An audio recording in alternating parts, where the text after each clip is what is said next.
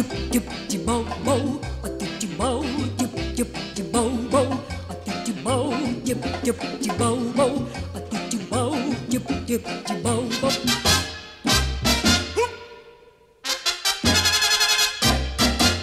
jsme zvolili jako výherce v tom, když jsme kreativní soutěž a ten nápad nám přišel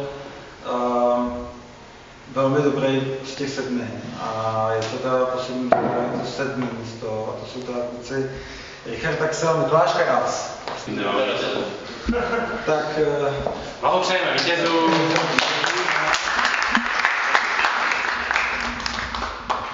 Z hlediska kreativního nápadu na 7.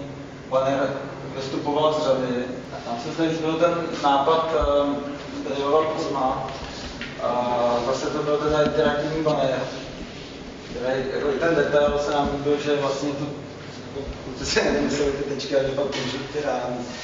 A zde, ačkoliv bychom hodnotili tu interakci jako jakousi bariéru v té výkonnosti, tak prostě ta kreativní myšlenka se nám líbila nejvíc.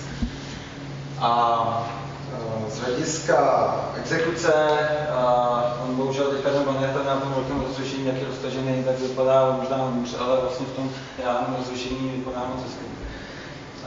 Plný brief, naprosto, až teda na tu výkonnost, kde by asi měli lepší výsledek a 100% si víc na brief, na brand,